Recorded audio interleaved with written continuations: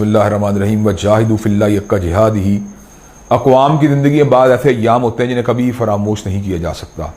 बाद अय्याम दुख, तलही, तकलीफ़ और करब की यादों को ताज़ा करते हैं, जबकि बाद अय्याम खुशी, हौसले, उमंग और उम्मीद का बाइस होते हैं।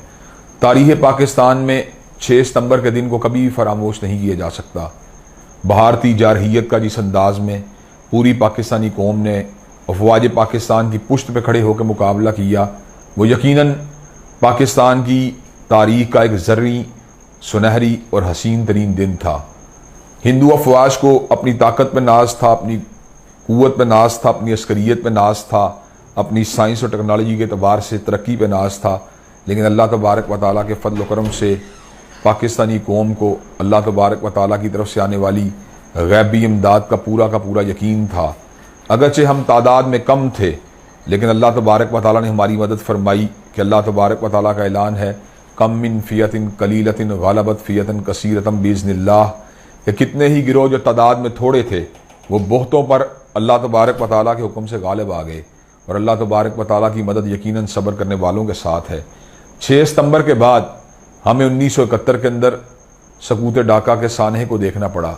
क्या वजह थी कि फ़कत 6 बरस गुजरने के बाद हम इतने कमज़ोर हुए कि अपने दाएं बाजू से महरूम हो गए, अपने एक बाजू को कटवा बैठे। उसकी बुनियादी वजह यह थी कि 6 सितंबर के दिन हम मुत्तहिद थे, मुनज़्ज़म थे, हमारा हज़रत कायद के मोटो के ऊपर कामिल यकीन था। हम इत्तेहाद, ईमान, तंजीम की एक खूबसूरत तस्वीर थे। बाद अज़ा हम इत्तेहाद की नेमत से महरूम हुए, हम बंगाली और गैर बंगाली में तकसीम हुए, हम ईमान की नेमत से महरूम हुए। हमने कलमे की बुनियाद के ऊपर आपस में यकजा रहने की बजाय कौमियत की बुनियाद के ऊपर तफरका और धड़ेबंदी को इख्तियार कर लिया। हम तंजीम से महरूम हुए और एक मरकज़ियत के ऊपर खड़े होने की बजाय मुख्तलिफ गिरोहबंदियों का शिकार हो गए।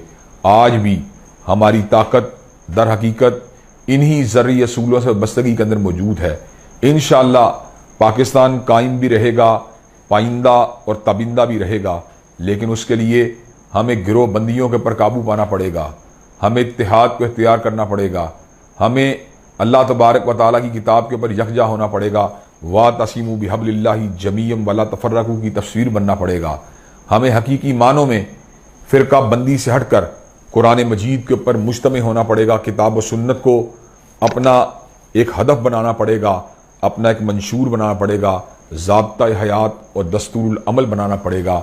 हमें ईमान की बुनियाद के ऊपर छोटे छोटे तासुबात के ऊपर काबू पाना पड़ेगा। हमें एक मुनज़्ज़म कौम की हैसियत इख्तियार करना होगी। अल्लाह ताला के फضल व करम से हमें जज्बा जिहाद को अपने सीनों के अंदर पैदा करना होगा। अगर आज हम इन ज़र्री असूलों को अपने कुलूब व अज़हान के अंदर जगह दे दें तो इंशाअल्लाह वो दिन दूर नहीं जब कश्मीर भी पाकिस्तान का हिस्सा बन जाएगा। लेकिन अफसोस की बात यह है कि हम आज धड़े बंदियों में तकसीम हैं। आज हम इत्तेहाद, ईमान और तंजीम की नेमत से कोसों दूर हैं। अल्लाह तबारक व तआला हमारी हालत के ऊपर रहम फरमाए और हमें एक ताकतवर, मुनज़्ज़म और मुत्तहिद कौम की हैसियत से अपने जुग़राफ़िये का और अपने मुमलकत का और अल्लाह तबारक व तआला की इस नेमत बेपाया का और आज़ादी की इस अज़ीम नेमत का तहफ़्फ़ुज़ करने की तौफ़ीक दे। व आखिरु दावाना अनिल हम्दुलिल्लाहि रब्बिल आलमीन।